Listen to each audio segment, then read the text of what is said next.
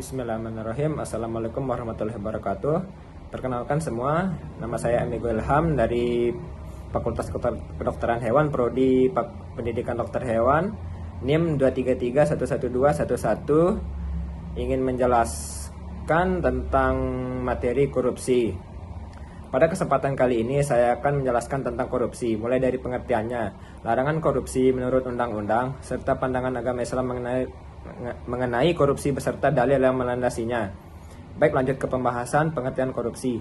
Korupsi adalah tindakan penyalahgunaan kekuasaan, jabatan, atau wewenang yang dimiliki seseorang untuk memperoleh keuntungan pribadi, kelompok, atau pihak tertentu yang dapat merugikan keuangan negara maupun masyarakat. Korupsi tidak hanya berupa pencurian uang negara, tetapi juga dapat berupa suap, gratifikasi yang melanggar aturan, penggelapan jabatan, pemerasan, hingga penyalahgunaan fasilitas dan kewenangan untuk kepentingan pribadi. Perilaku korupsi dapat menghambat pembangunan, merusak kepercayaan masyarakat terhadap pemerintah, serta menciptakan ketidakadilan dalam kehidupan sosial. Lanjut ke pembahasan selanjutnya, larangan korupsi menurut undang-undang. Di Indonesia, korupsi merupakan tindak pidana yang dilarang keras oleh negara.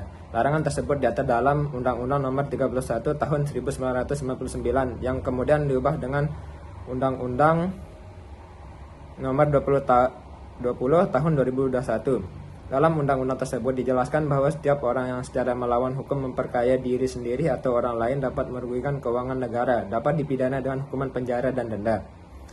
Hal ini menunjukkan bahwa korupsi merupakan kejahatan serius karena dampaknya dirasakan oleh seluruh masyarakat dan menghambat kemajuan bangsa.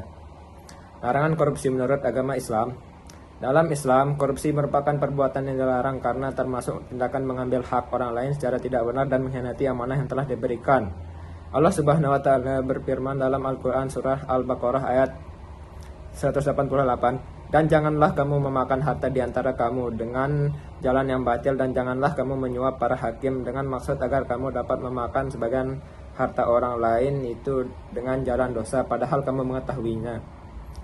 Ayat ini menjelaskan bahwa mengambil harta orang lain dengan cara yang tidak pernah, termasuk melalui suap dan penyalahgunaan jabatan, merupakan perbuatan yang dilarang oleh Allah Subhanahu wa Ta'ala.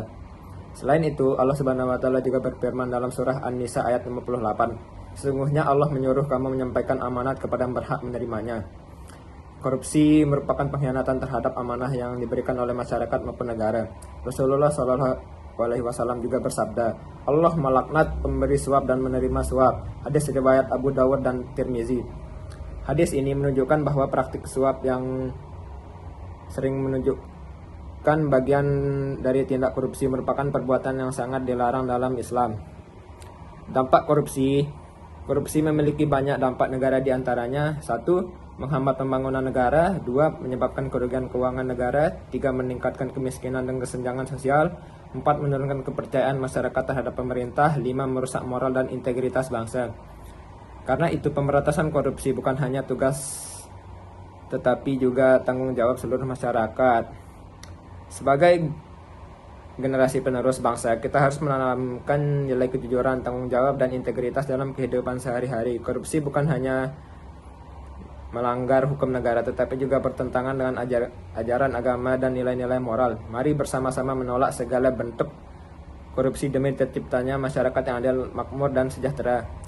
Mungkin sekian penjelasan dari saya. Saya pamit undur diri. Assalamualaikum warahmatullahi wabarakatuh.